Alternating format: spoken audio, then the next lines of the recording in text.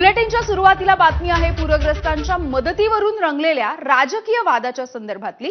पूरग्रस्तांच्या मदतीसाठी ऊसाच्या बिलामधून प्रतिटन 15 रुपये कपात करण्याचा निर्णय राज्य सरकारने घेतला आणि याच निर्णयावरून आता राजकीय वाद पेटलेला आहे। ऊस उत्पादकांकडून सक्तीने वसुली करणं चुकीचं असल्याचं शरद पवार म्हणाले, तर याचवरून मुख्यमंत्री फडणवीसांनी शरद पवार यांच्यावरती आता निशाणा साधलाय। आम्ही पूरग्रस्तांच्या मदतीसाठी एका कारखान्याला फार तर 25 लाख रुपये मागितले होते, मात्र काही जण शेतकऱ्यांकडून वसुली केली जात असल्याचं म्हणतात। त्यामुळे काटा मारणारे कारखाने मी शोधणार आहे असा इशाराच आता फडणवीसांनी दिलेला आहे।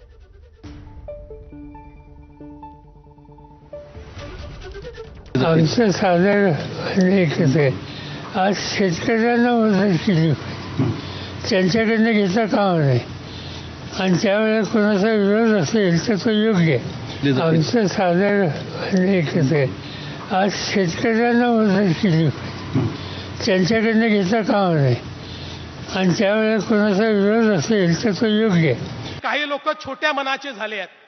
मागच्या काळामध्ये ज्यावेळी उच्चस्तरीय समितीची बैठक झाली आणि आम्ही साखर कारखान्यांना म्हटलं की 30-30 हजार कोटी रुपयाचे व्यवहार होत आहेत, 10-10 हजार कोटी रुपये सरकार तुम्हाला देत आहे, तर तुमच्या नफ्यातनं 5 रुपये हे शेतकऱ्यांकरता बाजूला काढून ठेवा।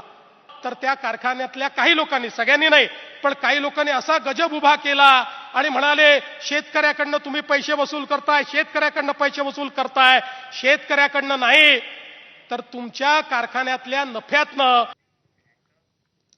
तर राज्यामधल्या पूरग्रस्तांना मदतीसाठी साखर कारखान्यांकडून ही मदत घेण्याचा निर्णय नेमका काय आहे ते सुद्धा जाणून घेऊया।